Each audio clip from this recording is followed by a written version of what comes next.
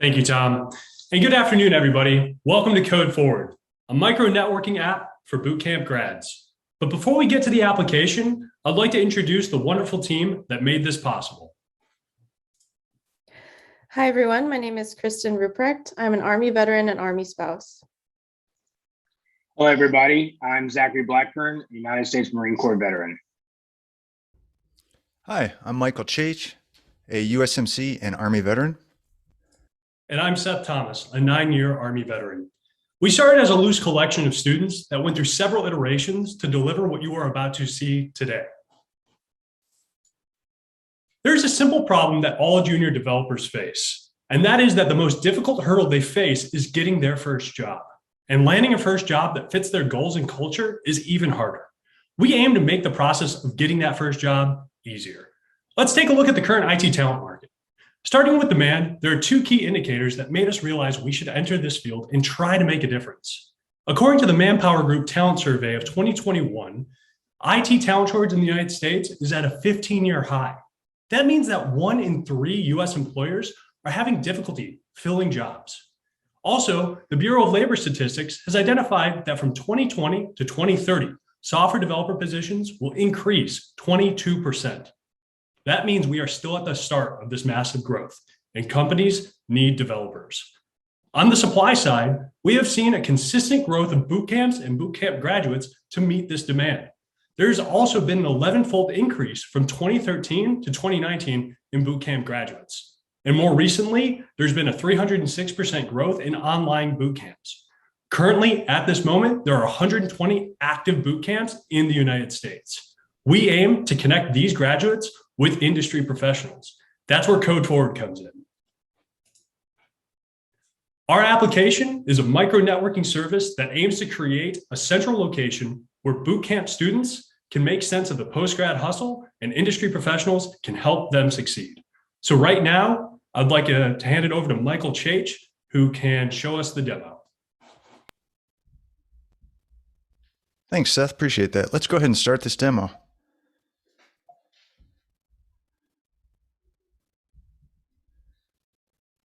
All right, so I heard about codeForward from somebody in my boot camp, and it's supposed to help me expand my tech network.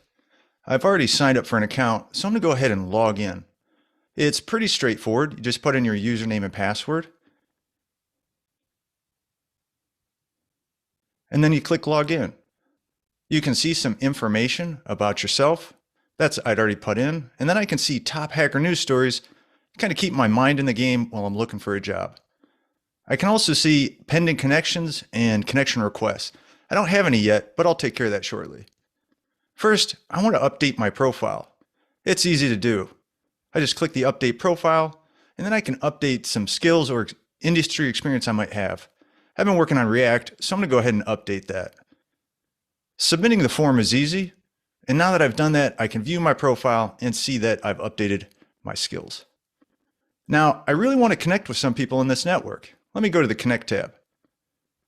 Once I've done that, I can see a list of people inside this network. There's a lot of folks, but it looks like I can filter by industry, skills, and also by boot camps.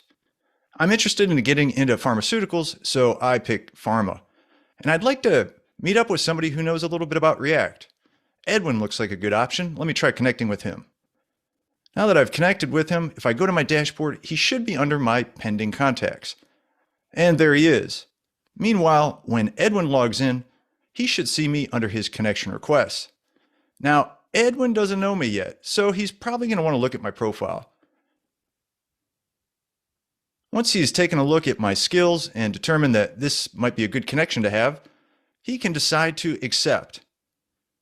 Once he's done that, I now show up in his active connections. Meanwhile, when I log back into my account, I can see that Edwin is one of my active connections. And this is great because now I can direct message Edwin right inside the app. I have a lot of questions about the pharmaceutical industry and also some questions about React.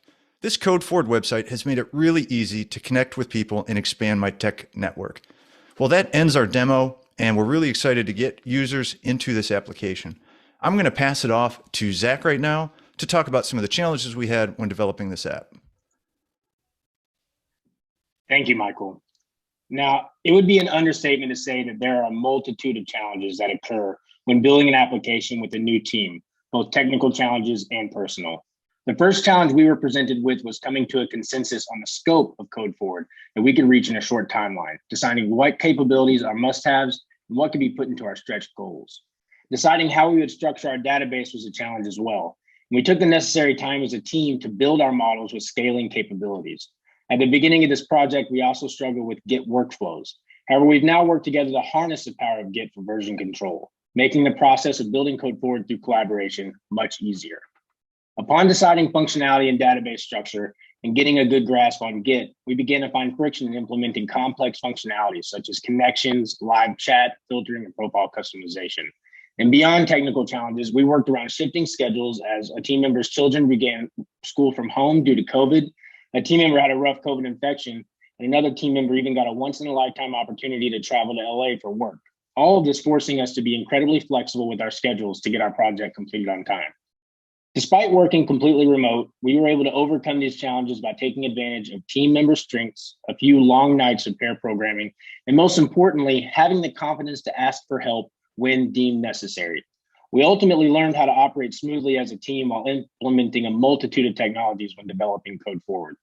Now I'm going to hand it over to Kristen to discuss a few of these technologies. Thank you, Zach. So for the backend, we use the Python-based framework Django to interact with application data stored in our SQLite database. Django REST framework serialized that data, which set up CRUD operations. User login was accomplished using JSON Web Token authentication. We use React in our front end to create our user interface. Through API calls to the backend, React allows users to manipulate the database as they are interacting with our site. We integrated 2 third-party APIs to enhance our app. Talk.js is the chat API we implemented to give users the ability to message each other within the app. Hacker News API brought in top stories from the world of computer science straight to the user's dashboard. For version control and storage of our code, we use GitHub, and Postman was used to test out our API endpoints and helped with troubleshooting. For styling, we used Pure CSS and components from React Bootstrap and Material Design for Bootstrap. A few tools that made collaborating remotely a lot easier was Trello for keeping everyone on task, Mural Board for helping us create a unified vision for the app, and Balsamiq for turning our ideas into wireframes. Finally, the team was able to maintain real-time communication using Slack and Zoom. Next, I'd like to hand it back to Seth, who's going to talk about our stretch goals. Thank you, Kristen. So Zach briefly mentioned scope and the challenges that this team faced. When building an application, we always have to be realistic with our expectations, and there's always more work to do. This leads us to 2 areas we want to focus on for future releases: functionality and login. On the functionality side, we wanted to add 2 different things. The first thing being video chat functionality by integrating Twilio into our embedded into our application. We think that this could probably increase the connection quality between our users. We also wanted to add Google Calendar integration so people can know when they were free to actually meet up.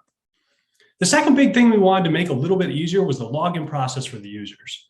So we would like to include LinkedIn API and Google API so people can bring their other profiles with them from other social networks. Unfortunately, we just didn't have the time to include these, but make sure to keep an eye out for future releases. So thank you everybody for your time today and for checking out our application. Feel free to reach out to us and connect on LinkedIn. Thank you.